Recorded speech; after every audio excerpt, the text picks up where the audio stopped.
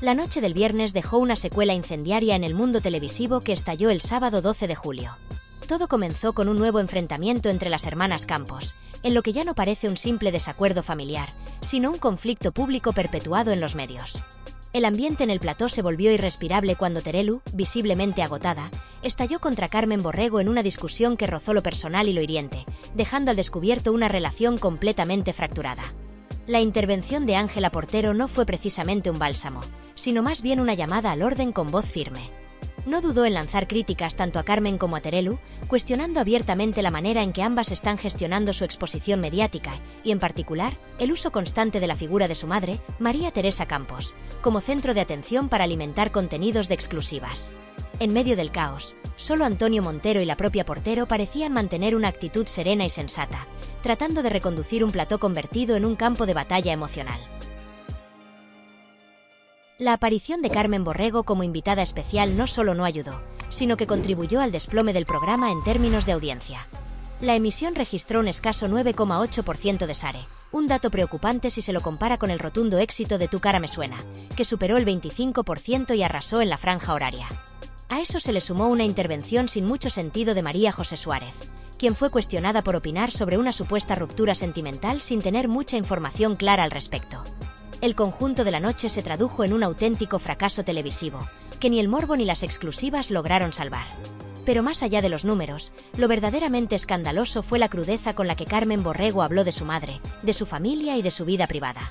Con una actitud desafiante, afirmó que no tiene reparo alguno en seguir vendiendo cualquier aspecto de su vida que considere oportuno. Llegó incluso a declarar que piensa someterse a una operación de glúteos y que, por supuesto, también venderá esa historia. Lo más grave es que lo dice con orgullo, como si fuera un mérito haber comercializado cada episodio íntimo, desde su recuperación estética hasta el dolor de la pérdida de su madre. Ella misma reconoce que vendió la imagen de su madre enferma, su madre moribunda, su madre fallecida, y al poco tiempo apareció posando en bañador junto a un perro, sin dar explicaciones. Terelu, por su parte, intentó sin éxito defender a su hija, Alejandra Rubio, que ha sido utilizada también como dardo cruzado entre las partes. Alejandra está profundamente dolida por ciertas exclusivas que, según ella, no respetan la memoria de su abuela ni la intimidad familiar.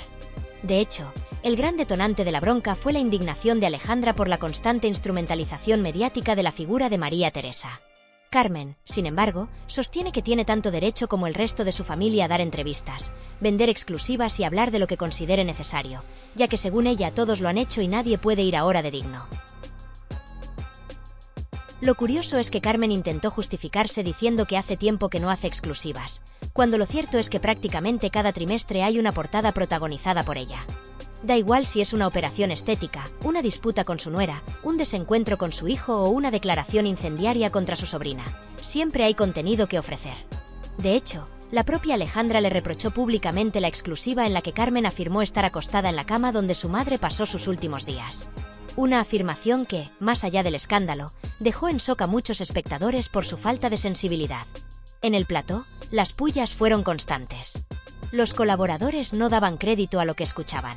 Terelu, en un momento de tensión máxima, llegó a decir que no iba a permitir que la llamasen cínica, mientras acusaba al resto de hipócritas. Carmen, por su parte, se defendía con uñas y dientes diciendo que ella nunca ha fingido lo que hace, que siempre ha sido transparente y que no le avergüenza vivir de las exclusivas. Es más, lo seguirá haciendo mientras le plazca. La discusión se volvió tan cruda que ni siquiera se salvó la profesionalidad de las presentes. Ángela Portero dejó en evidencia que Carmen está en televisión gracias a su apellido, no a su carrera, y le recordó que ni ella ni su hija tienen formación en interpretación o periodismo, lo cual generó aún más incomodidad. La situación se tensó tanto que hubo momentos en que incluso las cámaras parecían estar de más. Se trataba de una batalla familiar al desnudo, emitida en directo. Mientras tanto, la evidencia resulta ya irrefutable. La familia Campos, una de las más mediáticas y queridas del panorama televisivo español, se encuentra completamente rota, desgajada en múltiples frentes, convertida en un conjunto de piezas que, por más que se intenten encajar, ya no logran formar un todo. La fractura no es solo entre las dos hermanas, Terelu Campos y Carmen Borrego, cuyas tensiones y enfrentamientos han sido expuestos en múltiples ocasiones ante la audiencia, sino que se extiende a prácticamente todos los miembros del clan. Las fisuras se multiplican con una velocidad alarmante, como si cada conflicto anterior fuera solo el prólogo de nuevas batallas, más personales, más intensas, más expuestas. La relación entre Alejandra Rubio y su primo, por ejemplo, que en otros tiempos estuvo marcada por la complicidad propia de los nietos de una figura tan emblemática como María Teresa Campos, hoy está completamente rota. Ni siquiera se hablan. No comparten momentos familiares ni se dan señales públicas de afecto. Y aunque ninguno ha querido ahondar en los motivos, las exclusivas cruzadas, las declaraciones en platós y los enfrentamientos indirectos a través de la prensa han erosionado hasta el último resquicio de confianza. A su vez, la relación entre Alejandra y su madre, Terelu, que parecía ser una de las pocas estables dentro del entorno, también ha empezado a mostrar grietas. Alejandra, que ha crecido bajo el foco mediático desde pequeña y ha heredado sin quererlo el peso de un apellido cargado de expectativas, se ha convertido, muy a su pesar, en protagonista de un relato que ella no escribió. Aunque intenta mantener una imagen de independencia y profesionalidad, lo cierto es que vive en una constante contradicción. Por un lado, quiere alejarse del ruido mediático y construir su propio camino. Por otro, se ve arrastrada a él por las decisiones de quienes la rodean. Su incomodidad al verse envuelta en el juego de los platós, las portadas y los titulares es más que evidente. Se la nota tensa, a la defensiva, como si cada aparición pública fuera una obligación y no una elección. Y aunque Terelu afirma protegerla, cada vez son más las voces que señalan que esa sobreexposición puede terminar dañando irreversiblemente la imagen pública y privada de Alejandra. Pero no acaba ahí. Dentro del mismo clan, la tensión también ha alcanzado a Carmen Borrego y su propio hijo. La relación entre ambos se resquebrajó después de una exclusiva en la que Carmen reveló aspectos de la vida de su hijo sin su consentimiento. Él, visiblemente afectado, decidió cortar la relación durante un largo tiempo. Carmen, en uno de los momentos más duros que se le recuerdan en televisión, confesó públicamente que se arrepiente de esa exclusiva en particular, aunque no de las demás. Reconoció que con el tiempo comprendió el error, pero al mismo tiempo dejó claro que no se siente culpable por haber rentabilizado otros aspectos de su vida familiar. Según sus palabras, vivir de contar su historia es su forma legítima de ganarse la vida, y no cree que tenga que pedir perdón por ello. Esa afirmación, sin embargo, no ha sentado bien ni al público ni a ciertos sectores de la prensa. Porque, más allá de la lógica del espectáculo, hay un sentimiento creciente de incomodidad, de rechazo incluso, hacia la manera en que la familia ha convertido sus propias heridas en mercancía televisiva. Ya no se percibe autenticidad, sino cálculo. Ya no se siente dolor real, sino un guión interpretado con más o menos convicción. A día de hoy, las hermanas siguen sin hablarse fuera de cámara. Las reconciliaciones públicas no han pasado de ser gestos momentáneos, forzados en ocasiones por las circunstancias laborales o por presiones externas. Las frases cargadas de ironía, las pullas veladas y las declaraciones ambiguas en entrevistas no hacen más que alimentar la sensación de que la relación está completamente rota. Terelu, siempre más contenida y medida en sus palabras, intenta mantener una imagen de coherencia, de mujer que ha sabido gestionar con dignidad el legado mediático de su madre. Carmen, en cambio, se muestra más impulsiva, más emocional, más dispuesta a mostrar su vulnerabilidad aunque eso implique desatar nuevas tormentas. Pero en el fondo, ambas se acusan de lo mismo, de haber traicionado los valores familiares, de haber cruzado líneas que jamás debieron cruzarse, de haber puesto sus intereses personales por encima del bienestar colectivo. Terelu le reprocha a Carmen que haya utilizado ciertos momentos íntimos para lucrarse, que haya hecho de cada lágrima una exclusiva. Carmen, por su parte, le recuerda a su hermana que ella también ha jugado al mismo juego durante años, aunque con un disfraz más elegante, más contenido, menos evidente. Y mientras las dos intercambian reproches que parecen no tener fin, la televisión sigue brindándoles el escenario perfecto para perpetuar este drama familiar. Cada semana hay una nueva intervención, un nuevo plató, una nueva declaración polémica que reaviva las llamas. La audiencia, que durante años se sintió partícipe del universo Campos, comienza a dar síntomas de hartazgo. Ya no se percibe con ternura el sufrimiento de una familia famosa, sino con cierta incomodidad. Porque lo que en algún momento fue una saga entrañable de mujeres fuertes y carismáticas que enfrentaban la vida con valentía, ahora se ha transformado en un espectáculo repetitivo donde todo parece estar calculado para generar atención, sin importar el coste emocional que eso suponga para sus protagonistas. Alejandra, mientras tanto, se encuentra atrapada en medio de ese fuego cruzado, intentando marcar una distancia que el público no le permite tener del todo, porque su apellido, sus apellidos, la persiguen en cada plató, en cada titular, en cada portada. El dolor más evidente, quizás, es que esta situación no parece tener fin. A pesar de las lágrimas derramadas, de las palabras de arrepentimiento, de los gestos de reconciliación, ninguna de las partes parece dispuesta a dar el primer paso hacia una solución real. Hay demasiadas heridas, demasiados resentimientos acumulados, demasiadas cuentas pendientes. Y sobre todo, demasiada necesidad de seguir siendo relevantes en un mundo televisivo que premia el conflicto mucho más que la serenidad.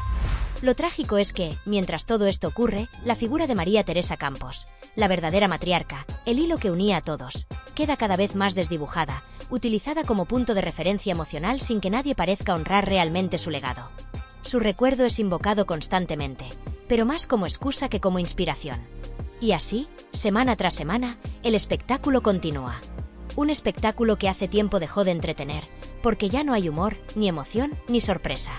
Solo queda un escenario desgastado en el que se repite la misma obra, con los mismos actores, repitiendo los mismos papeles, mientras el público, cansado, empieza a mirar hacia otro lado. En ocasiones, uno no sabe ya cómo actuar ante ciertas situaciones que se repiten con insistencia. Si decides no pronunciarte, automáticamente se interpreta como miedo, como si estuvieras evitando decir la verdad por temor a las consecuencias. Pero si te expresas, entonces te tildan de conflictiva o de buscar protagonismo. La realidad es que, a estas alturas, resulta imposible quedar bien con todo el mundo. Y sinceramente, cuando me consultan ciertos temas en los medios, simplemente respondo desde el respeto y la honestidad, sin ánimo de herir ni de encender polémicas innecesarias. Lo que ocurre es que, a veces, hay personas que se creen en posición de superioridad moral sin realmente tenerla. No estoy en contra de que alguien piense distinto a mí, faltaría más. Cada cual es libre de tener su opinión, y yo jamás he pedido que nadie renuncie a sus principios. Pero lo que no me parece justo es que se remueva una y otra vez un asunto que ha causado muchísimo sufrimiento, tanto a mi hijo como al resto de mi familia. Alejandra ha reiterado su punto de vista en múltiples ocasiones, incluso en mi presencia, y lo que le pediría con total humildad es que deje de reabrir heridas que aún duelen. No se trata de censura ni de pedirle que renuncie a su criterio, sino simplemente de apelar a la empatía y al sentido común. Porque cuando algo duele profundamente, lo más humano es evitarlo, no recrearse en ello. Ahora bien, si analizamos el contexto en el que se encuentra Alejandra, la situación no es precisamente sencilla. Su pareja tiene a varios familiares en prisión, y su entorno familiar atraviesa momentos complejos. El padre de su novio, por ejemplo, aparece en medios cada pocas semanas, no siempre con noticias agradables. No creo que sea el momento más apropiado para que ella se dedique a juzgar las dinámicas de otras familias, porque con la misma lógica, cualquiera podría señalar con el dedo lo que ocurre en su propia casa. Y es que en el universo del corazón, lo que hoy criticas puede mañana volverse contra ti. En este panorama, no me parecería extraño que José María Almoguera o incluso Carmen Borrego terminen concediendo una exclusiva comentando la situación personal de Carlos y sus hermanos, o lanzando alguna reflexión sobre los vínculos de Alejandra. Y eso, que nadie se engañe, se convertiría en contenido de portada de cualquier revista del corazón. Por eso le sugeriría que se enfoque menos en analizar la vida ajena y mire un poco hacia su alrededor, porque lo que ocurre en su familia también da titulares. Todos estamos en el mismo juego, y quien lanza la primera piedra debería tener cuidado, porque la vida da muchas vueltas. No se trata de señalar ni de establecer jerarquías morales entre unos y otros. Simplemente digo que, si tu suegro ha monetizado asuntos personales, y tu pareja ha participado en programas de televisión hablando de su historia, quizás no estás en la mejor posición para dar lecciones sobre ética mediática.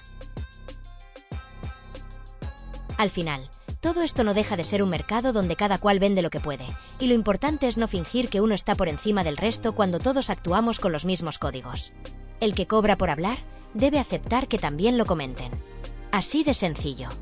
Y hablando de cobrar, no podemos pasar por alto lo que ocurrió con la última exclusiva de Carmen Borrego. Ella insiste en que no tuvo nada que ver con el titular elegido por la revista, pero todos sabemos cómo funcionan estas cosas. Las publicaciones no ponen un titular sin el visto bueno del personaje. Carmen sabe perfectamente que si no menciona a Alejandra, esa portada no se vende. La entrevista se orquesta desde el principio para causar impacto, y aunque luego se diga que fue la redacción quien decidió el enfoque, hay una corresponsabilidad evidente. No se puede echar balones fuera cuando todos participamos del juego. Además, la sesión fotográfica es, como mínimo, cuestionable.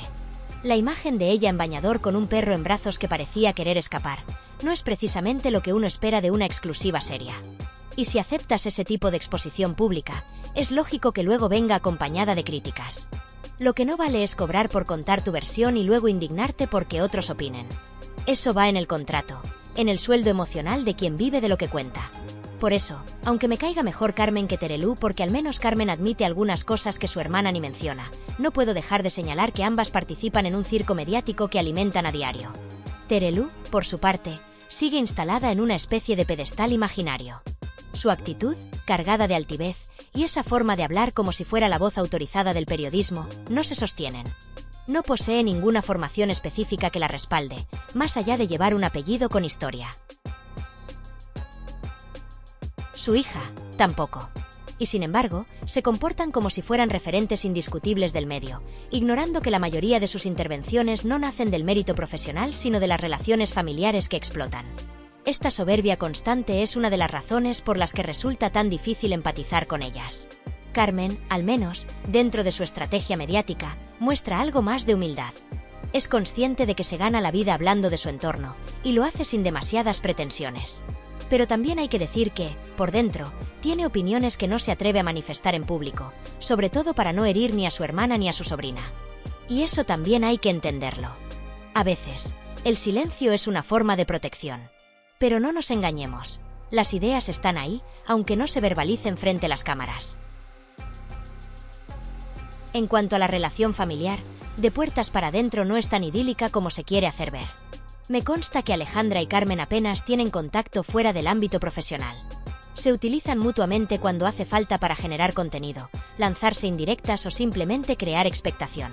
Todos lo vemos, todos lo sabemos. Y eso de golpearse el pecho como símbolo de pureza mediática ya no cuela. Porque si Alejandra no hablara de su familia, ¿de qué hablaría? ¿Qué otro argumento sostendría tantas horas en pantalla? Es una pregunta que merece respuesta. Cuando la revista me hace una pregunta, respondo con libertad. Claro que podría negarme. Pero también podría haberme negado a sentarme en un plató donde se habla constantemente de mí sin que nadie me consulte. Alejandra ha hecho comentarios sobre mí muchas veces sin que yo dijera nada. Entonces, ¿por qué no voy a tener derecho yo a aclarar ciertos puntos? Y sobre todo, quiero dejar claro que no tengo ningún problema con ella. Todo lo que digo, lo hago desde el deseo de cerrar heridas, no de abrir nuevas. Si contesto, es porque tengo derecho a defenderme. Y luego están esos momentos que superan todos los límites, como el episodio reciente frente a una prisión en Italia, donde se celebró un cumpleaños a base de fuegos artificiales para 2 individuos implicados en delitos graves. ¿De verdad estamos en condiciones de ir dando clases de moral? La imagen fue tan dantesca que incluso en los pasillos de televisión se comentaba con desconcierto. Uno de los implicados fue condenado por tentativa de homicidio, el otro por colaboración necesaria. ¿Y eso es lo que se celebra? Lo que realmente estamos viendo es cómo se monetiza el drama, cómo se transforma el dolor ajeno en ingresos. Y ahí, hay profesionales como Ángela Portero o Antonio Montero que no tienen reparos en decirlo con claridad. Si lo cobras todo, luego no puedes escandalizarte cuando te analizan. Así funciona esto. Si conviertes tu vida en contenido, tu vida pasa a ser de todos. Aquí lo que hay es un doble rasero evidente. Unas se creen la élite del medio, las más dignas, cuando en realidad no tienen más mérito que haber nacido en una familia pública. Otras, más discretas, se prestan a todo tipo de exclusivas, sin tapujos, pero al menos sin pretensiones. Y luego están las nuevas generaciones, como Alejandra, que se esfuerzan por marcar distancia con ese pasado pero que, sin darse cuenta, repiten exactamente los mismos patrones. El tiempo dirá si también acabará dando exclusivas para sobrevivir. Porque nunca se sabe cuándo uno puede necesitar vender su historia. Y hasta aquí llego. Este fue el resumen de lo que vi y escuché. 2 hermanas enfrentadas, una sobrina que se quiere diferenciar pero cae en las mismas dinámicas, y un mundo mediático que lo convierte todo en espectáculo. Reflexionemos. Nos vemos en el próximo vídeo. Un abrazo fuerte.